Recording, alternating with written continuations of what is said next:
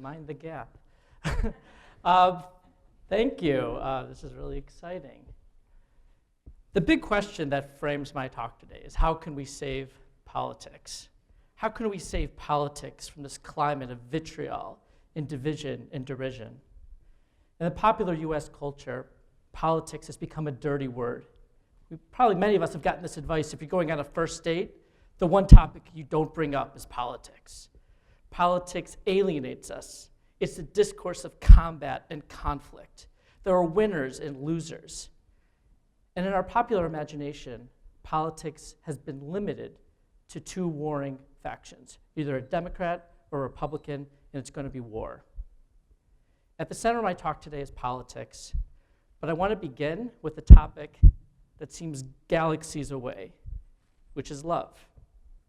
The novelist Milan Kundera wrote in his novel, The Unbearable Lightness of Being, that love begins with a metaphor. And indeed, there are innumerable metaphors about love. If politics seems stuck in a quagmire of nastiness and fighting, love seems radically open. And so many of our cherished novelists and poets and songwriters are continually giving us new ways to think about love. For example, Shakespeare said, "Love is madness. Love is merely a madness, and I tell you, deserves as well a dark house and a whip as madmen do." The singer-songwriter Ani DiFranco said, "Love is a piano. Love is a piano and dropped from a fourth-story window, and you were in the wrong place at the wrong time." And the underappreciated philosopher Phoebe from the sitcom Friends declared that love is a work of art.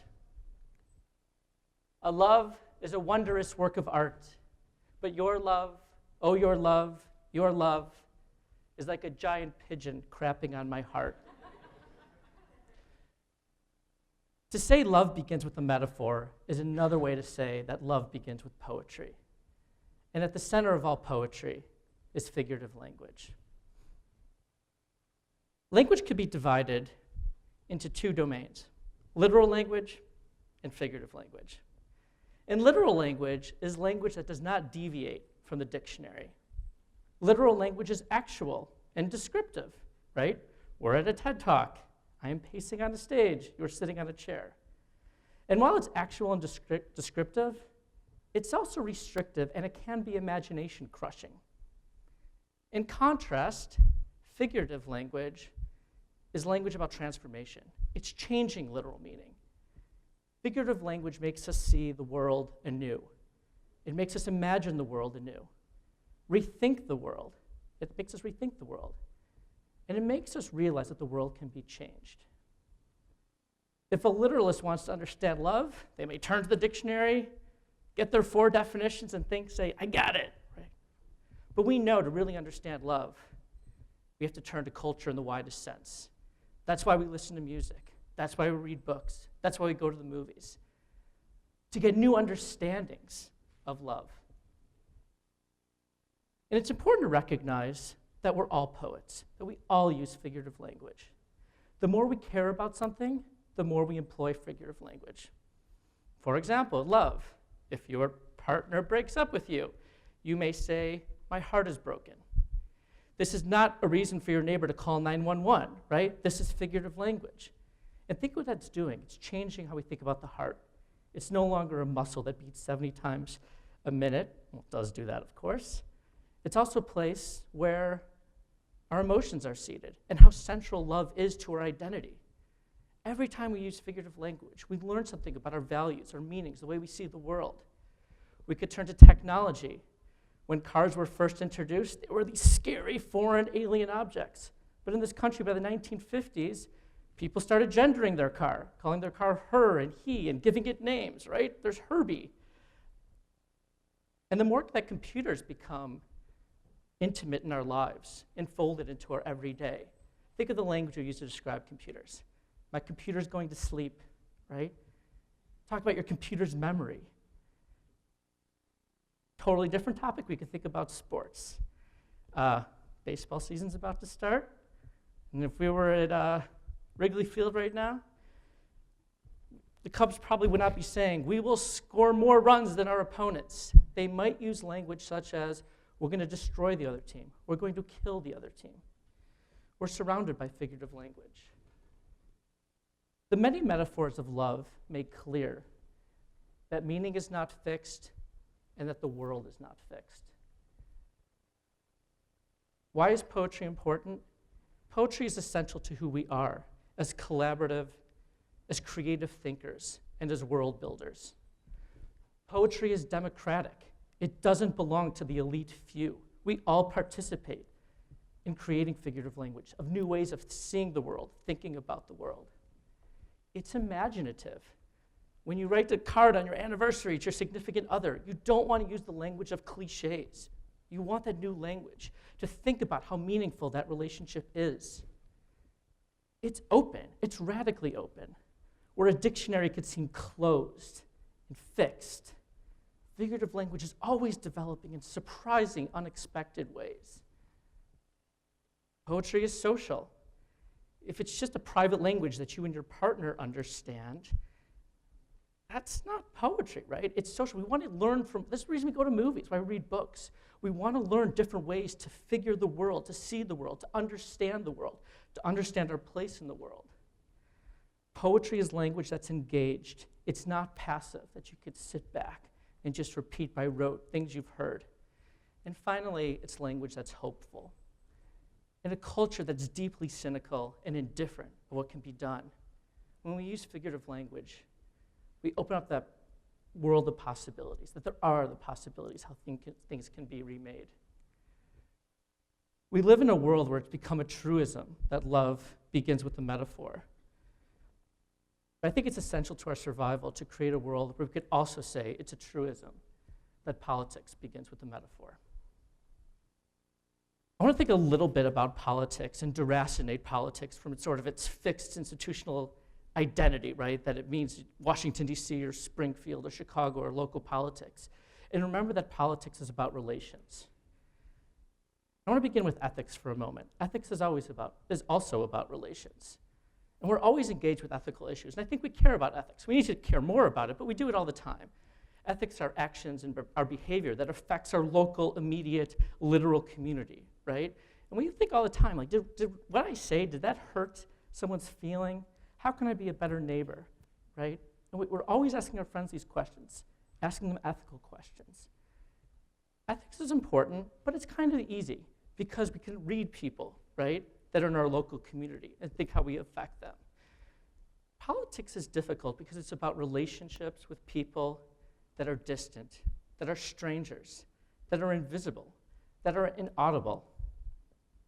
And turning to Springfield or DC for a moment is instructive.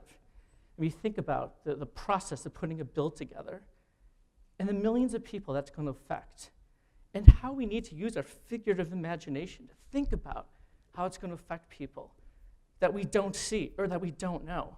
And these questions of how should we use our money to support institutions? Which institutions should be public? How should we distribute that money? How do we best institutionalize plans? These questions is it a right of everyone to have the highest quality education possible, to have health care? And we all need to be engaged in this process. And figurative language is the beginning of that, to open our imagination. If we need a spatial metaphor to think about this, I think ethics is the domain of the small town, right? It's the familiar, it's the known, it's the visible. How did I affect my neighbors? It's important, but we can't stop there. The spatial metaphor for politics, in the widest sense, is the globe. And this is one figuration of globalization, the corporatization of the world. But there could be other ways we can think about politics. I think there should be other ways we can think about politics.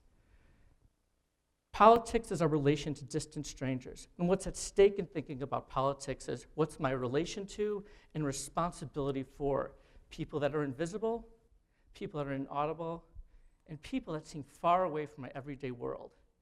We need to develop that poetic imagination to think about our lives in relation to them. So how can politics be poetry, and how can poetry be politics? I want to turn to a specific example that we could think through. And I want to turn to the year 1886 and the unveiling of what is now a canonical political symbol, a gift from the French and the vision of the sculptor Frédéric Auguste Bartholdi. The full title is Liberty Enlightening the World, and when it was dedicated, it was the tallest structure in New York City. At the inauguration, the president at the time, President Grover Cleveland, embraced this idea that the French had, that the most important value of the US is liberty. That was the name of the statue. And that's a figurative statement, right? The most important value that we have is liberty. And President Cleveland, just a small part of his speech, participated in this narrative. We will not forget that liberty has made here her home. A stream of light shall pierce the darkness of ignorance and man's oppression until liberty enlightens the world. From this very small segment, I hope it's clear that figurative language is essential to politicians in creating their own narratives and ideologies. And just look at this speech, that liberty is not a concept that develops differently in different nations or regions. The United States is the home of liberty. And this is a narrative of globalization, right? That liberty is going to spread out from here and enlighten the rest of the darkened world. Politicians need figurative language to create narratives of how we see the world. At the same time that the French had this idea that liberty is the most important value, and that's our gift to the US, and our president was perpetuating this national narrative, there was a young intellect in New York by the name of Lazarus who was seeing a different narrative and had a different political narrative. In the late 19th century, she saw the multitudes of poor, destitute immigrants coming to the US from Europe, Jews, Italian, Irish, Russians, Ukrainians. People had no money, spoke a different language. They lived in horrid conditions, unsafe conditions, were exploited in jobs that nobody wanted to do, jobs that were essential to the making of this country. And she had a problem with the Statue of Liberty and that value, and she wanted a different narrative. And what she did is she wrote a poem. She wrote a sonnet called The New Colossus. The title of this poem is a direct response and critique of the vision of the French and Bartholdi, who wanted the Statue of Liberty to be a new Colossus, referring back to one of the ancient wonders of the world, the Colossus of Rhodes, which stranded two islands, and it was a symbol of power and empire. Ships had to pass through this statue's legs. And Bartholdi wanted this statue, this new Colossus, this enlightenment, the Statue of Liberty, to be a new symbol of power and might. And Emma Lazarus begins her poem with a negation, with not like the Greek giant of Greek fame, with conquering limbs astride from land to land. Where the French saw liberty as our central value, Emma Lazarus saw a different value. And she renamed the statue, calling it the Mother of Exiles, whose beacon hand glows worldwide, and the missing word is welcome. What this statue represents is not liberty, it's hospitality. What we're about is radical hospitality. And a few lines down, she has the statue speak through silent lips in words that have become famous and circulate widely in schools. Give me your tired, your poor, your huddled masses, yearning to breathe free, the wretched refuse of your teeming shore. Send these, the homeless, tempest-tossed to me. This statue faces Europe, the supposed home of civilization and democracy and enlightenment, and says to all those countries, give me your refuse, give me your garbage, give me those people you deem that are polluting your nations because they speak a different language, because they have a different religion, because they're poor, because they dress differently. We will take all people, because what we're about is hospitality. That's my vision. This is my political vision for what this nation should be. In concluding, I want to suggest for our survival, we all need to become political poets. We need poets at our borders right now. We need poets of globalization. We need poets of climate change. And we have to recognize, we have to remember that we're all poets, right? We can all become these political poets. In the same way we're poets of love, we all need to become part of this project of being poets of politics. It's essential for our survival that we live in a world where it's a truism that not only love begins with the metaphor, but so too does politics. Thank you very much.